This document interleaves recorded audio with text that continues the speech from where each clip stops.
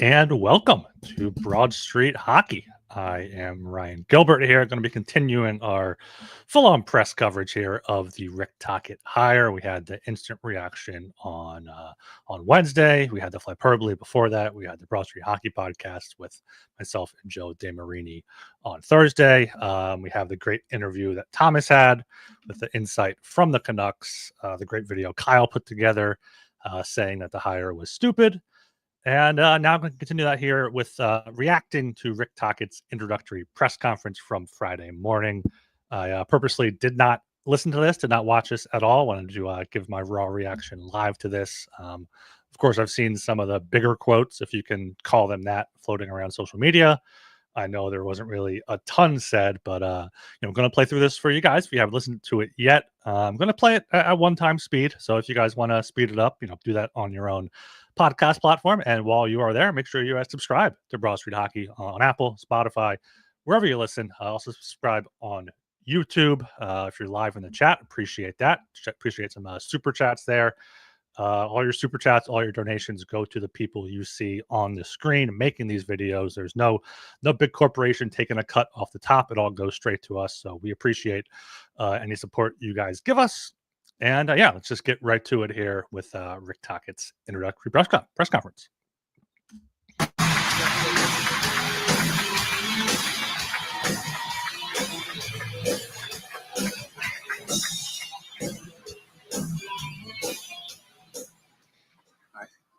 Thank you, Joe. Before we start, follow up on Joe, I just want to acknowledge our alumni that are here. Great start. Acknowledging the alumni right away. Going to definitely make people not think this is the same old Flyers here. Our fans that joined us and all of our staff being present here. This is a big day. It's a big day for the organization. I'm very proud to announce Rick Tocchet as our new head coach for the Flyers from this point on. So it's a big day. I'm very excited. I think it's an exciting time for the whole organization, and good times ahead coming up. Before you start asking me questions, the one thing I want to make clear is the fact that the plan doesn't change here. Rick has been part of this before, has coached some younger teams, has coached some veteran teams. We see him as the long-term solution for our head coaching position. The other part that we touched on. Okay, so right there, first thing there, Danny says, the plan doesn't change, which isn't too surprising here. It did seem like they wanted Tortorella to play out at least his final year of his contract. It got a little bit heated there, a little bit too much with the players. He didn't want to coach a rebuild here. So my take is that, Tocchet comes in, can bring some of that foundation that John Tortorella built, but, mold it a little bit. Let those skill players, get more time, get more ice time, feel more comfortable on the ice.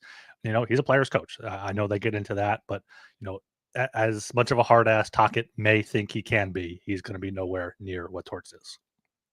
Before, I think I was at my year-end presser, you asked me what we were looking at for a coach. One thing that I said was we needed a teacher. And I think there's nobody better than Rick to teach our young guys. I saw it firsthand myself when I came in the league as a 19, 20-year-old. I had the chance to play with Rick, and he was a mentor to myself, and I learned a lot from him. One of the things is, the time he spent on the ice working on his craft, and now he wants to pass that on. He's done it for the last few years, and I know he wants to do the same thing for our young team and our young guys that are coming up. The other thing that I mentioned was we needed a communicator. That's one thing Rick Tocchet does is he builds relationships. He's good at it. I talk to a lot of players around the league, players that are still playing, players that are now in management positions, scouting position, coaching positions around the league. And the one thing that kept coming up is how good of a communicator he is with his players, especially, and how he builds relationships. So part of the reason why I'm so excited to have him as our next head coach. Thank you, Rick. Well, it was really good. Thanks. Yeah, I mean, you definitely need a teacher at this point in the rebuild. They're still rebuilding, still a very much a growing club, and they're going to take what they learn from Torts, and Tocchet can definitely continue that. I mean, he hasn't shown that he can be a winner as an NHL level as a head coach. He did win as an assistant coach, but so if you're not going to get someone that has a proven track record of winning, getting someone that has the track record of being a good communicator, being a leader, and being someone that can be a player's coach and maybe bring some players to Philly is going to be very important. Thanks, Danny. I appreciate that.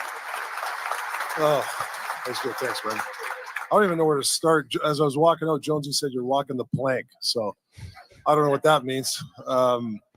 Listen, I'm so excited to be in this area. I was a young kid, 19, when I came over the Walt Whitman Bridge to play my first game at the Spectrum. And now I've been gone for about 20-something years. Learned a lot as a player and as a coach over those years. I've been very lucky to get ideas off some of the greatest minds in hockey the last 25 years. And I hope to bring back some of that knowledge. But speaking for the area, the fans, I mean, how do you not love the Flyer fans? I remember, I think it was you guys held the draft here, I don't know, many years ago, and I was with Pittsburgh at the time. Let's hear it, boo. So anyways, I remember going up announcing the first pick, and I got booed, and I was like, man, I love these guys. So that's what it means to be a Flyer, right? Heart, passion, winning, going through this process with the ownership, Dan Hilferty, Jonesy, and Danny, the plan that they had, listening to where they wanted to go with this roster, and it really excited me where they're going. We know it's not going to be easy. It doesn't happen overnight, but it's my job to develop these players. We got some really good hockey players on this hockey team, and I take it very seriously to make sure that they maximize their talent. So, I mean, I could go on for hours, but I'm so excited to be in this area, and I'm very appreciative of the ownership, the management, Dan and Jonesy, for giving me this opportunity and trusting me, with this team. So saying that, I'm happy to be back. Yeah, the one big thing I think Tocchet said there is, having these past 20 years since he's been around all these different coaches as an assistant, as a head coach, having his own assistant coaches on, Team Canada staff at the Four Nations and whatnot, like learning about a lot of good stuff from people he's crossed paths with. And that's something that you definitely want to have in a head coach. That's something we saw Brad Shaw could be potentially bringing there. He brought that in his final 9 games as interim.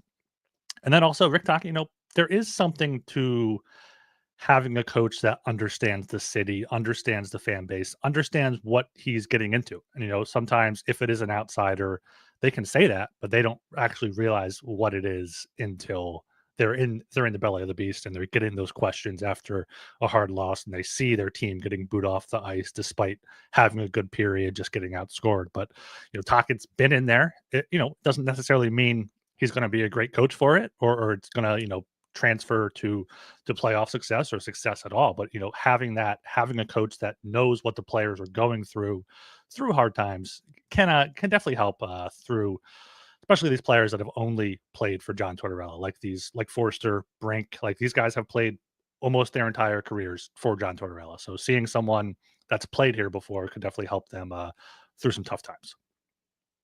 Thank you. Okay. All right, we'll open up to the main Q&A. Again, please raise your hand if you'd like the microphone and direct your question to one or both of the individuals up here. Hey, Rick, over here. Al Morgani from NBC Sports. Where is he? Yeah, right. My soup buddy. Yeah. Obviously, there are a lot of options for coaches, like musical chairs. What attracted you beyond wanting to come back to the area for a roster like this and where this team is in a rebuild? What sold you on this as being a good place to be? Yeah, I think when you as a coach or anything in life, you want to check the boxes. Stability, box checked. Relationships, box checked. The passion of, and then obviously the area, the fan base, box checked. But I'm a big relationship guy. I know just from the past being here, working with good people, I think makes you successful. So for me, those are the attractive things for me. Obviously, the roster, the team, the potential, the prospect pool, the cap space that's coming here. There's a lot of positives for this job. It's an attractive job. It's it's one of the best. I think it's one of the best jobs in hockey, and I'm very fortunate to get it. Tocchet did have his choice of a few different teams to go to. I mean, Pittsburgh is available. He could have went back there. Boston is a team with David Pastrnak, Jeremy Swayman.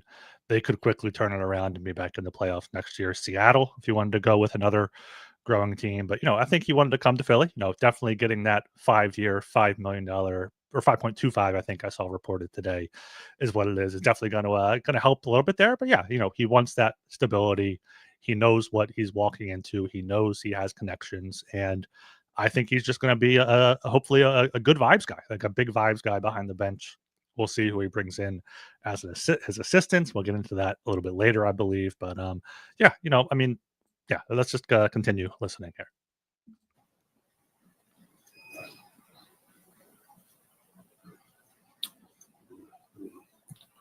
Rick, Kevin Curzon, The Athletic. You mentioned stability was the first thing that you just mentioned in the boxes there.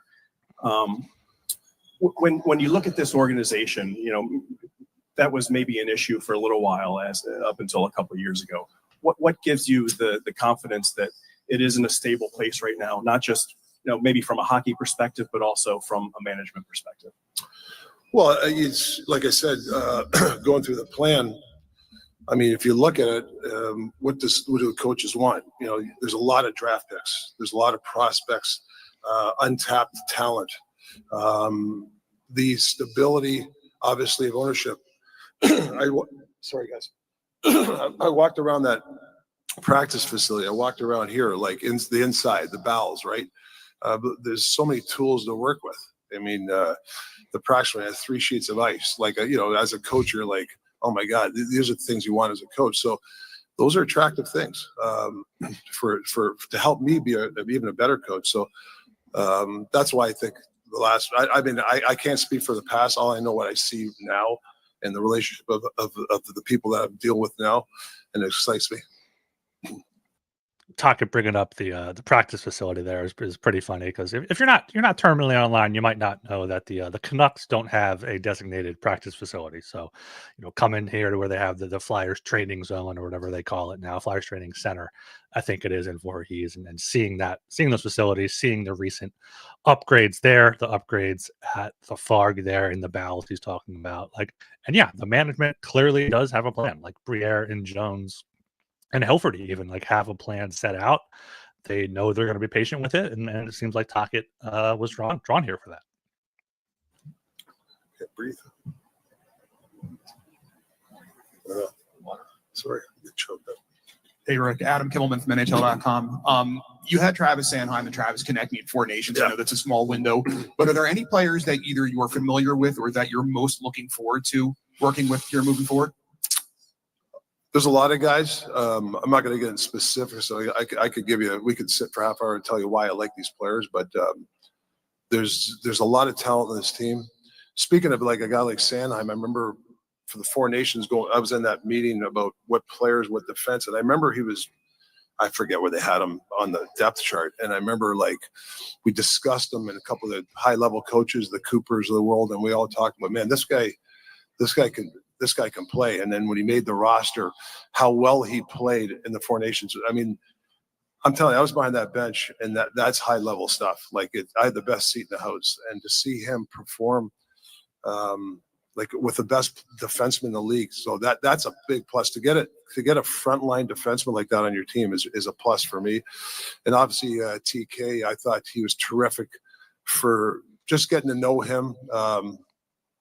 Just as an assistant coach at the time, his work ethic, his the way he was in the room with all these guys, I really was impressed with his leadership. So I'm interested, very excited to work with a lot of these guys. I think I can really help some of these guys, not to speak the names, but they got some star players here that in the making, and that's my job to really maximize those guys.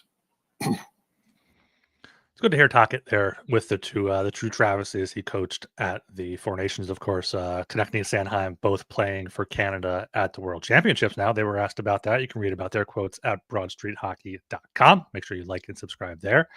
And yeah, Tocchet had one of the best defensemen in the league, probably the best defenseman, Norris Trophy candidate winner if he's healthy, Quinn Hughes. But like Sanheim isn't a Quinn Hughes. He's not going to put up 80, 90, 100 points like Quinn Hughes has the potential to. But I think Tocchet, talking up Sanheim there as a guy he can use in all situations.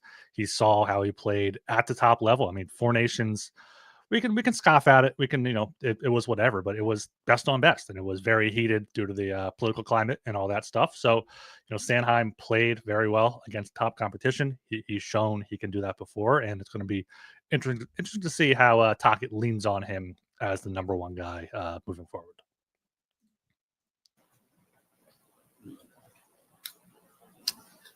Rick, this is Charlie O'Connor with PHLY, but this question is actually for Danny. Danny, you mentioned about one of the big reasons why you think Rick is a good fit is his abilities as a teacher. You talked about him mentoring you as a player, but I guess what in Rick's track record as a head coach tells you that he'll do a good job teaching this young group? It's funny. Most people would probably focus on the job that he did when he won the Jack Adams a couple years ago, and that was quite the turnaround in a short amount of time that he did there. It was a really impressive year for me. When I look at the track record, one of the most impressive part that stood out, and that's from watching at the time, was his stint with the Coyotes. He had, and I'm not trying to take it on the players, but he had a pretty depleted lineup at the time, and a team that probably was, I remember at the time that the experts were saying that the Coyotes would be last in the NHL and get the first overall pick, and he made them competitive. They did make the playoffs the one year, and they were in the running, playing good games. So that body of work for me was probably the most impressive part of his coaching. And you can't forget what he did, part of the 2 Stanley Cup, being part of that staff in Pittsburgh, being part of the Four Nations staff last year, working with some of the best players in the world. So, his track record is pretty impressive. Yeah, good to see Briere, noticing that the Jack Adams doesn't really show his teaching. It shows him leaning on his top players, Quinn Hughes, Thatcher Demko having an insane season, PDO shooting percentage, save percentage being through the roof. But looking back at Tocchet's time in Arizona, so the year before he was in there, 2016, 2017, their preseason over-under was 78.5. They finished with 70 points. Then Tocchet comes in. They have 70 points again after having a 75.5 over-under preseason. The following year was his best one, 86 points in the 2018-2019 season. Preseason over-under was 81.5. But that's the only year they went over their point total. I guess you look at the 2020 shortened season. They had 70 points. Their over-under was 89.5. So 74. Not sure if they get 16 more points. Maybe they were 33, 29, and 8. But that those rosters were pretty bad, as Briere pointed out. And as there's an article right now on broadstreethockey.com looking at if this is going to be the best roster that Tortorella has coached. And it might be. You look back at those Coyotes rosters, you got Schmaltz, you got Keller, you got Connor Garland, who then he had in Vancouver, Phil Kessel. There's not guys there that really had big numbers. So having those Coyotes team be competitive at all, it is somewhat impressive from Tocchet. Hey, Rick. Anthony Sanfilippo from Owen Pattison. We hear a lot about your ability to communicate with players, and that's one of the things that these guys like the most about you, bringing you in. We've heard former players of yours talk about how much they've loved playing for you. As a guy who's played in a different era, how did you kind of learn to deal with today's athlete, and what's different about it now than maybe it was when you first broke into coaching? Yeah, it's a good question. I think breaking in as a player, it's a different era, right? Coaches told you, hey, do this, and you just did it, right? You were scared to ask why. Now this generation, they want to know why. They're smart guys, and they want to know why. we're doing this forecheck because of this.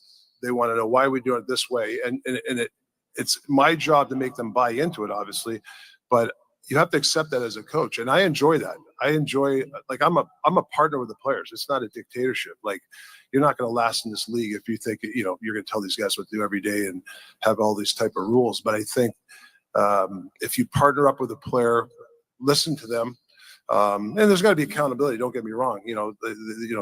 It's definitely, that's my job to steer the ship. But I think it's important that you let the players steer the ship too. And they have a lot of good ideas. I've learned a lot from a lot of great hockey players. I'm not going to name a bunch of these guys, but there's some high-level guys that I got a chance to talk to and, learn different systems or dealing with players, and then using your staff in different departments. You got science, you got the mental skills coaches, you got your assistant coach, you got management, ownership. You can't be afraid to use those guys. And quite frankly, sometimes some guys might be better than you at something, and you can't be afraid of a head coach not to utilize those tools. Absolutely love that answer there from Rick Tocchet. He could have, been like, yeah, when I was playing, it was this way, and it's hard now to deal with the players thinking they know stuff and whatever. But no, he took it completely positive, spun it that, these guys are wanting to learn. They're wanting to know why. They're wanting to understand why they're playing a certain way. So, if the players understand it better, they'll probably execute better. And him, being willing to be like, all right, I can lean on these other departments and like they can take the lead if they have to. Like this is leaning into more of the him being kind of the vibes guy as the head coach, not a dictatorship. It's like a partnership with the players in the fight with them, and using whatever coaches he has, assistants, videos, the science department. He brought up the mental skills coach. Like that is great to see, especially for a team that does sometimes have streaky goal scorers that go through some slumps we saw with Konechny and Tippett. So good to have someone like Tocchet give that answer there. Rick, Siobhan Nolan from the Hockey News. Sorry. You've mentioned how important it is for you to build relationships and communicate with these players. But as someone who is a former player and you have that firsthand experience of being in front of these fans and being in this market, how much of a unique strength is it for you to be able to relate to those players firsthand on that level? Yeah, I think it's huge. I think when a player walks in that door, practice rink of this facility, they want trust, right? And they want accountability, obviously. And they want to feel safe, right? There's a lot of, sometimes people, the world we live in now, a lot of outside noise, and it can affect players. So my job is to create a safe environment for those guys where they can feel as soon as they hit those doors that they're taken care of, that, we're going to help them as much as possible, and partner up with them. So yeah, getting trust from the players is something that from day one is my goal, is to make sure that the players trust me. We're halfway through this press conference, a little bit over that, but like every time Tocchet answers a question, it just seems like you can see why the players are going to love him. You see why people around the league love him, in the media, coaches, players, former players. Like these guys coming in, the Bobby Brinks, Tyson Forsters, Travis Konechny is going to love him. Like the Flyers are such already a tight knit locker room that bringing in a guy like Tocchet that there were probably some factions at the locker room that weren't exactly on the same page with Tortorella. So Tocchet going in there and, going to war, being in the trenches with these guys, I feel like is going to go a long way to, making sure you get the best out of these players, figuring out who's going to be here long-term, who's going to be potential trade chips. So I was very wishy-washy on the hire. I still kind of am, but, Tocchet is talking it up pretty good here. Hi, Rick. Hi, Danny. Jordan Hall from NBC Sports Philadelphia. Danny, this question is for you. You said you had a lot of conversations with Rick's former players. Did any names or conversations really stand out? Can you maybe shed a little light on what you heard from these players? Well, I'm not going to name names that I've talked to. I'm going to keep that private for them. But it was all positive. The one thing that kept coming up, like I said, was the relationships that he was able to create. a lot of the players would say you feel like you have a voice, you feel like you're listened to, and that you're part of the team. That's kind of the gist of most of the discussions that kept coming back. I was digging, I was trying to find some bad stuff, and unfortunately, I haven't gotten there yet. We'll work on that later on. Rick, Bill Meltzer from PhiladelphiaFlyers.com. My question is, towards the later part of the year, there were some very popular and highly respected veteran players that were moved out. Like Scott Lawton, for example. How important is it to you to see some of the younger guys there kind of take a bigger bite out of leadership and kind of bring the group that much further, as a room and as a team? That's huge. I think some of the former guys I played with here, they'll tell you the room is huge. The leadership, making other players evolve in that leadership role is huge. So there's some guys in there that have leadership qualities that we got to get out of them and give them a chance, give them a rope to be a leader. So yeah, when you lose, these type of guys, like, and that's the one thing I noticed when guys got traded out of here, upset. And everybody's upset when you get traded, but nobody wants to get traded from the Flyers because they do stuff so well here in the locker room, a very tight group. That's what I want to continue. I thought Torts did a hell of a job of hardworking team that cared about each other. So hopefully I can keep that tradition going here. I mean, yeah, we saw that late last season with, as Melcher pointed out, Lawton getting traded. He was someone who was on the team for 10 plus years. He was on the team, one of the longest tenured Flyers, if not the longest tenured Flyer. And he went down to the AHL. He worked his way back up. He knew what it takes. He did anything to stay in the lineup. And, he definitely was a big presence in the locker room. And that came after trading Frost and Farabee, who were probably two of the more, ringleaders of the young guys, the Joel Farabee house and everything. So, that definitely, and even Eric Johnson, trading like those four guys out were probably four of the most important leaders in the room that aren't like veteran Couturier, Konechny, Sanheim. Like losing those pieces hit the locker room hard. Tocchet acknowledges that. Tocchet knows that, and he has a good group now to move forward with. We'll see if Cam York takes a step forward as a leader. See maybe Bobby Brink or Tyson Forster. These guys coming up. Jet Luchenko, if he's willing to in his rookie year. We'll see who steps into that void. Rick, Sam Carchidi from the Hockey News. Yeah.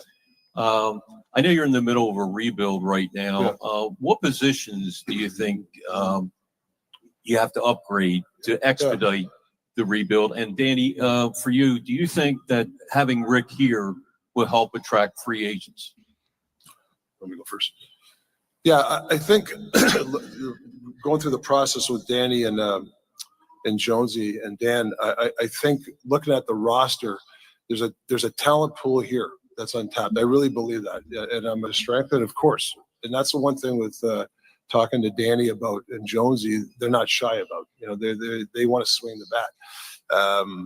At what time? That's their job. But whatever I have in front of me right now is something play without the puck is something very important to me. Being a smart team that doesn't beat yourself, protecting certain players is something that we can do around here. But I feel there's enough here to get the ball rolling and keep the ball going where these guys got the directions going. I mean, the Flyers finished fourth worst in the league this past season. It's pretty clear they need upgrades at every position. I mean, Tocchet's not going to say that, not going to come out and say, oh, we need better goaltending. We need better centers. We need even an upgrade on defense. But that's the obvious answer. Tocchet being able to use that media training and deflect and focus on the positives in the room. Like you see why he's just such a professional, why the players love him. But we'll see what Danny has to say here.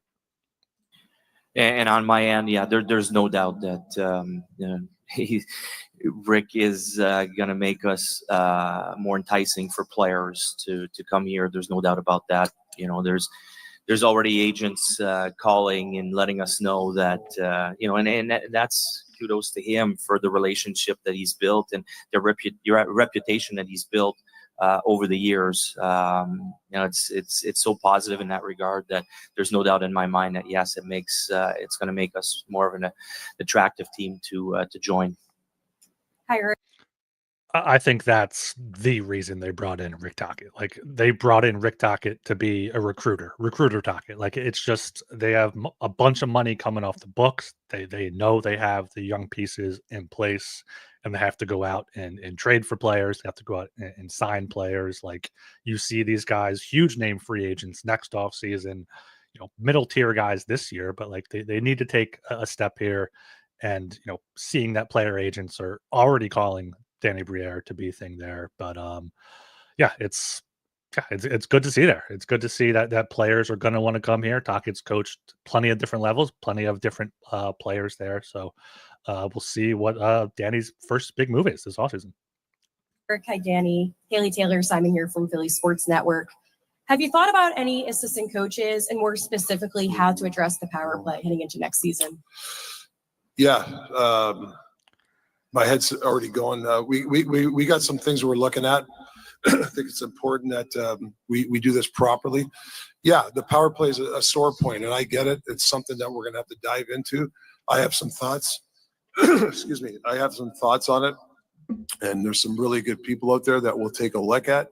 And there's some guys I think on this team that we can unleash, because there's some guys there that have offensive minds, and we got to let these guys be creative out there with the power play. But just like anything, a good PK, power play 5-on-5, you got to have all elements to be a good hockey team. So we'll dive into that as the days go on. Yeah, looking at Tocchet's power play in Vancouver over the past 2 years. Vancouver's been at steady 22.7, and 22.5%. Obviously, they have the high end of Quinn Hughes and Elias Pettersson and JT Miller when they were willing to be on the ice together, and shooters Brock Besser, Connor Garland in front. Like, they had the talent, but I also think the Flyers have the talent there on the power play with Michkov, with Konechny, with Tippett or Forster shooting, getting someone in front there. Like, yeah, power play is gonna obviously be huge, and if they can go up to 22%, like Tocchet has had his team in the past 3 seasons, I think that's going to be a huge step forward. And as far as the assistants go, I'll wait till the end, because I'm not going to I'm going to wait to see if Danny says anything. But that's making me a little bit more wary of this hire. Rick, you've had the privilege of coaching some really high end players during your time. Sidney Crosby, Evgeny Malkin, Steven Stamkos, Quinn Hughes. You have a guy here in Matvei Michkov who clearly has designs on reaching that level. I guess, have you given thought to kind of your plan to help him get there? Yeah, I do. I'm going to rely on the staff here to help me understand who he is. But just watching, I remember, I didn't see a ton of Flyer games, but I saw enough where there was a stretch where he scored out a bunch of overtime goals, and some of his plays he made. He's got a high level brain, so hopefully I can help, learn from him, but help him. But all those guys you mentioned, hard workers. They work at their game. They're in great shape, shoot a million pucks, always trying to look outside the box. Those are the sort of things I can help Mitch understand. From talking to Jonesy and Danny, he wants to be the best. That's a good head start right there. That I get a guy like he wants to be the best. He's willing to do whatever, and that's what it's going to take. So I'm very privileged to be able to coach a guy that high level guy. I know the fans already love him here, so can't see what happens the next 5 years with this guy. Yeah, I think Tocchet and Michkov are just going to love each other. Michkov's going to love playing for Tocchet. Having that leash be a little bit longer, if there's a leash at all on him, to unleash him and see what he can do offensively without having to worry about getting benched or a screaming match on the bench or whatnot there. And I can't imagine it'll take very long for Tocchet to get on board with who Michkov is and how he can grow, and maybe see both of those guys in the weight room together or something. But yeah, obviously he coached Crosby, he coached Stamkos had been in his those early days in Tampa Bay. Like, he's coached some high-end players. So, and they've all had good things to say about him. So looking forward to see what Michkov can do next season. Rick, the guys in charge here, obviously Danny and Keith and Dan Hilferty have talked about the importance of team culture. Yeah. Obviously, last year in Vancouver, there was a well-publicized, things went awry a little bit. What did you learn, I guess, going through that in terms of the importance of keeping things on the level from that standpoint? Is there anything you would have done differently? Yeah, it's a good question. I think it's tough to answer in 30 seconds. First of all, I've answered this before. Huge JT Miller fan. We still talk today. Love the guy. Same thing with Elias Pettersson. Sometimes things happen and there's not a bad guy. Sometimes, people are looking for the bad guy in this. Some things just don't work out and you have to move on from it. Have I learned from things? Yeah, differently. Yeah, I think we exhausted as a group. I thought I was lucky to work for Jim Rutherford and Patrick Alvin and Francesco Aquilini, unbelievable owner.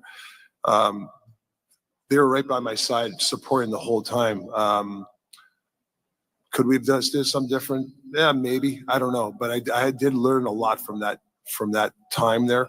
But during that tumultuous time, I mean, the one thing I was proud of the players that, we had a lot of injuries. I'm not going to get into the excuses, but I'm really proud of that team that we were only a few points out of a playoff spot with all that went on. So I give the players a lot of credit for that. But yeah, it's something that you always learn from experiences and evolve as a coach, 100%. Yeah, I mean, that Pettersson Miller thing is definitely something that a lot of people point to, be like, Tocchet couldn't manage those two guys there. Why do we think he could manage this room here? I mean, he's coming into a much better room, first and foremost. And the whole Miller Pettersson thing was going on way before Tocchet got there. It's just two guys that, don't mesh in their terms of personality on the ice, off the ice. JT Miller, very abrasive, very gonna, go at his teammates. He had to take a leave of absence, reportedly for going a little bit too hard. And Pettersson, more soft-spoken. Pettersson kind of lets his play do the talking, even though his play was pretty piss poor this year. But yeah, Tocchet noted there were only a few points out of a playoff spot. They went through a ton of injuries again this season. Thatcher Demko going down, Kevin Lankinen stepping up in net for them, Quinn Hughes missing 14 games. So, you know what? Canucks are probably a playoff team there again with Tocchet if they have a mostly healthy roster, or if they're able to trade JT Miller earlier, and remedy that earlier. But yeah, Tocchet, I feel like coming into this locker room going to be much better than the Canucks locker room.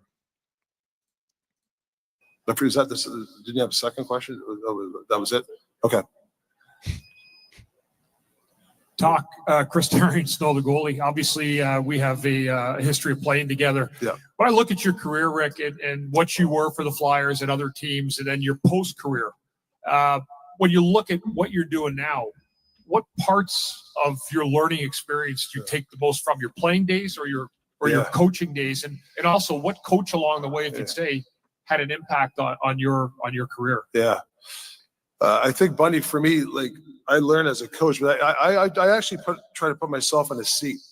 Like, if I'm a coach, what do I want to hear the coach, or what do I want from the coach? Like, not to bring up, the campfire stories, but the year 2000 when I said Johnny, were, like the memories of that year, we fell short, obviously, Game 7, but the closeness of that team, what can a coach do to help provide a close team like that, and give the players the success and the tools?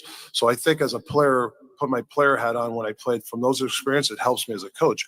And as a coach, I think just learning from, like I said, I was 2 weeks in Montreal and Boston for the 4 Nations. John Cooper, Bruce Cassidy, Pete DeBoer. I mean, those guys are high-level guys. Just to be in the room with those guys, learning from those guys is invaluable. Over the years, obviously Mike Keenan was a great influence on some of the techniques that he did as a coach. I really enjoyed playing for a guy like Jim Schoenfeld. He was a guy. Maybe Jonesy was maybe not so much. But guys like that are old school, but also ahead of their time. So I think it's important. I've learned a lot from as a coach and a player, but I do try to put my player hat or as a player when I played. I said, like, when I talk to the players, I think, what is he thinking as a player that I would want as a player too? So I think that helps me, when it deals with players.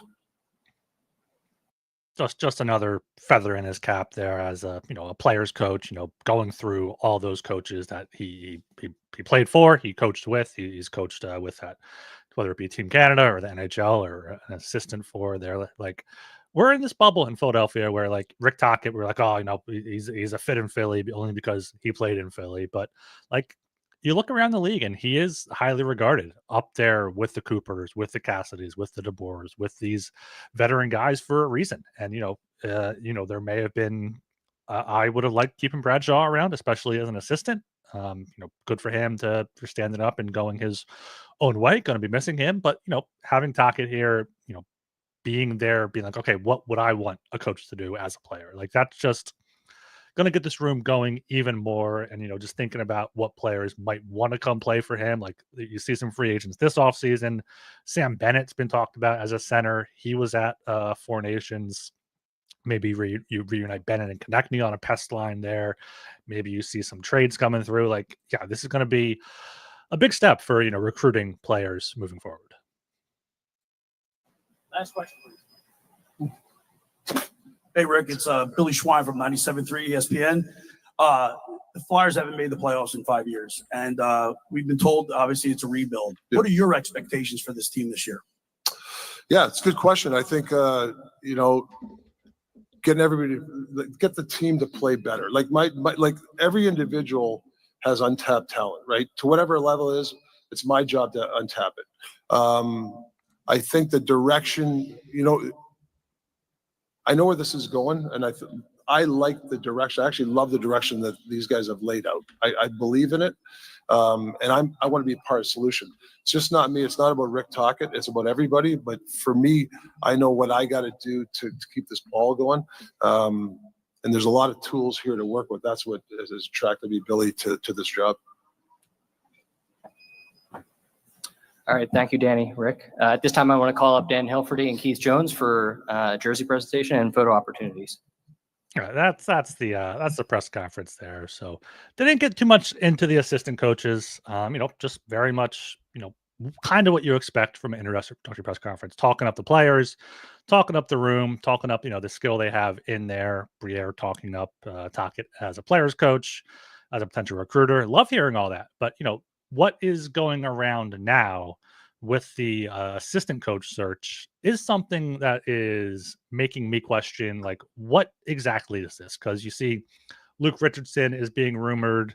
Mark Recchi is a potential guy. They played with Tocchet and with Keith Jones in those late 90s, early 2000s teams. And it's like, you just don't want to go back to same old Flyers. And I don't think it's going to be same old Flyers. I wasn't around to analyze the team back then. I was just a fan, just as kid, teenager in the 90s, 2000s. But like, it does, if they bring in like Richardson and Recchi, and they have Tocchet and they have Keith Jones as the president of hockey operations, it's like, okay, is Danny Briere just the handsome guy to look at as the guy at the front that makes it more appealing for fans? I don't think that's the case, but I see why people might think that. I see why people might argue that, because, yeah, I mean, especially if they do bring in those guys, they bring in some assistant coaches that, haven't necessarily had the best track record, but Tocchet is close with, or Keith Jones is close with, or Danny Briere is close with. Like,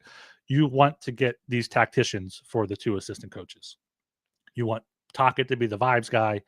You want a great power play coach to get that power play going, and you need a good defenseman coach. We had Bradshaw. We all thought Bradshaw would be a big part of the future. Obviously, his impact on Jamie Drysdale, Rasmus Ristolainen will continue here. But I just want to pop in here. The IBX logo on the jersey the patch is now white instead of blue. So good change there. One of the best changes of the offseason so far for the Flyers is getting the jersey patch a little bit less obnoxious here. If you guys in the chat have any questions, super chats, whatnot, I'll read them here at the end. But getting close to the end here. I'm the Rick Tocchet hire in general, it's fine. It could very well go either way. He's a head coach. He's not the best head coach. He's not a bad head coach. He's the head coach. There could have been better options. I would prefer Brad Shaw getting at least 1 year and then seeing what happens next year. But it seems like the Flyers wanted Tocchet. They thought Tocchet might be going somewhere else if they don't give him that 5-year deal, if they don't get him now. And you see teams, when they want their guy, they're going to go get him. And, Briere and Jones have the path right now. We've seen this path. We've seen what they've done over the past few years, getting the bad apples out, clearing out some cap space, deciding which guys are going to be parts of the future, and all that good stuff there. So, I mean, we can continue to trust them. That's kind of what we have to do, but it's worth being skeptical. The next big thing, though, is what happens this offseason. What players can Tocchet help bring in this offseason? And more importantly, looking to next offseason. Like, next offseason is the big offseason. I don't know if Connor McDavid's going to reach free agency. I don't know if Jack Eichel is going to reach free agency, but looking at next year's free agent class, like McDavid, you got Kaprizov, Eichel, Kyle Connor, great player. Termin Panarin, a little bit older, but could want to come play with Michkov. Marty Necas would be a great guy to get. Alex Tuck, Adrian Kempe, as a Kopitar, a little bit old. But yeah, there's guys this offseason, next offseason, they can target in free agency, target in trades.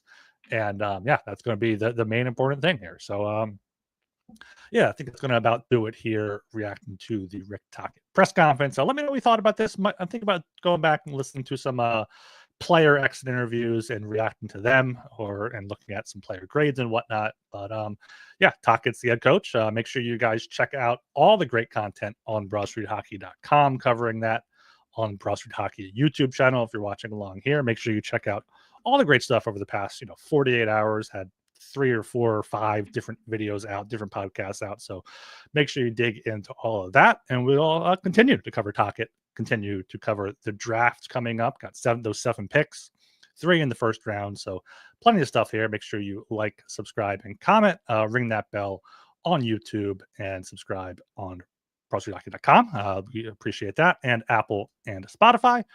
And until next time, thanks for listening.